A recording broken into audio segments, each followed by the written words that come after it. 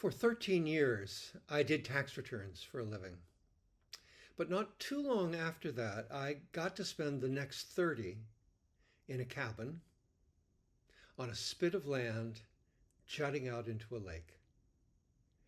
I called it Serenity Point, and the lake was Spectacle Pond.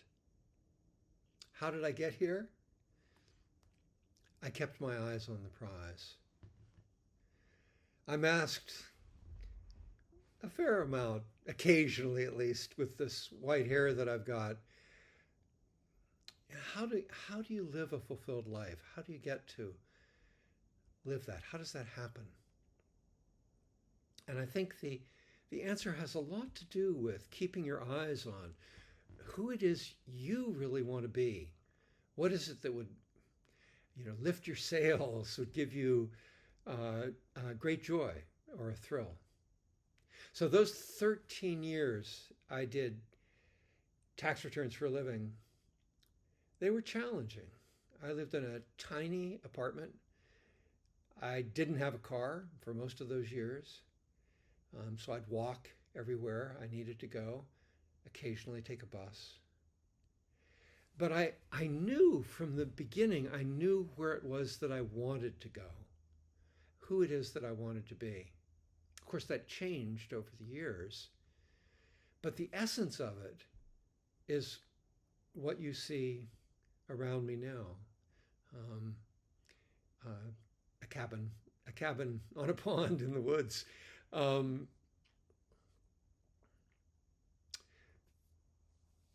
Keeping your eyes on the prize is hard. It's hard to believe early on that you can actually get there. And that's one of the really important things, to hold to that vision of who you want to be.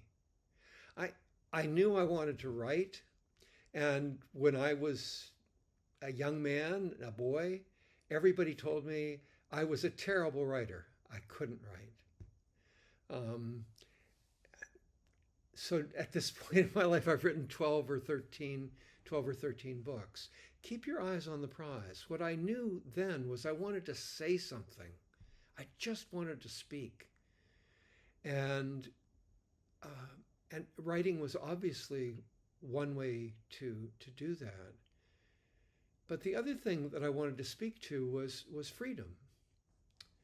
And to do that, I had to find my freedom in the midst of those tax seasons.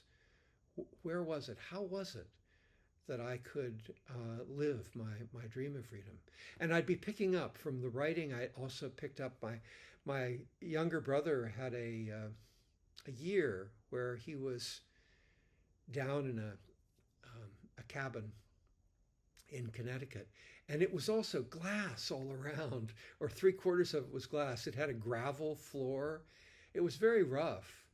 But I went down there, and went down there for a night, and the lights outside the cabin, they had some lights, and you could see the raccoons walking, through the yard, the little spit of yard that they had. And I thought, this is how I want to live. I want to have this experience of nature all around me. So you can see that eventually when I got here, I knew that this was where I wanted to be. So my advice to you, if you're struggling, if you're longing for something, a way to live, and you feel very far away from it, don't despair. Keep accumulating that vision and keep honing to it, keep living it. And when you find yourself in a low point during the day, go, I'm going to get there. This is who I am. This is who I'm meant to be. I have this one life here on the planet, as far as I know, and this is what I'm going for. Don't hold back. Go for it.